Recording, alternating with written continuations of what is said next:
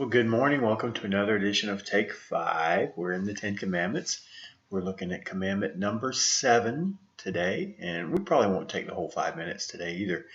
But we're in Exodus 20, verse 14. It says, "You shall not commit adultery." Now, I don't think you've got anything to worry about there right now, but we want to talk about it because we want you to be aware of it, and we don't ever want you to do it in the future.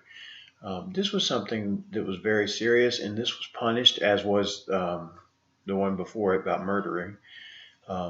It was punished by stoning. When you were found guilty of this, you were stoning. Now, what is adultery? Well, there's a couple ways to commit adultery. Okay, if you're married and you cheat on your wife or your husband, you've committed adultery. If you're single, but you have sex with somebody who is married, you've committed adultery. So either way there, or if you're both married, obviously, to other people, that would be adultery. Let me tell you what it is not. Okay, two single people who have sex, that's not adultery, and that's not condemned here in the Ten Commandments. Now, you will hear it preached against, and I will say it's not the best idea. I think you should wait till you're married. I think that's the highest standard, but is it absolutely condemned in the Bible? No, not to my knowledge. I don't know the verse, and it's certainly not condemned here. While I think it's best to wait till you're married and then stay faithful in marriage, what God's really concerned about is you be faithful to the one you're with. If you've been dating a guy for a few years and you guys have sex before you get married, I don't think God's all real upset and worked up about that. I would tell you people aren't. Nobody really cares. But if you're married, then they care. Then you're a scumbag if you cheat on your spouse. And all you got to do is look at some of our prominent examples. Golfer Tiger Woods. People loved him. They adored him. They found out he cheated on his wife a bunch of times. They hated him, despised him. He can't play golf anymore either. He's gotten bad. President Clinton.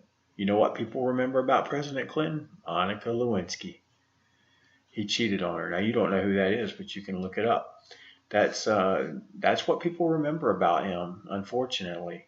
And even in the Bible, King David, and David was the greatest king that Israel ever had. But and people do remember that he killed Goliath and he was a great warrior. But you know what they also remember? That he cheated, and he took Bathsheba. He took one of his soldiers' wives, and it was wrong. And God punished him for it. And this is not a sin that goes without punishment. This sin will get punished. So I would just encourage you, please don't. Here's what you need to do, okay? Because I love you, I'm going to tell you this, okay? Pray a lot. When God makes it clear this is the one you're supposed to be with, you love that man, and you love that man alone, and don't ever love any other man. Make sure he's the right one. Pray about it. If he's a good one, loves God with all his heart, loves you, takes good care of you, you stay with that one. Some of your friends in your church, I don't know if they're your friends, but have married young. I'm for that. I think marrying young's a good thing if he's the right one. All right.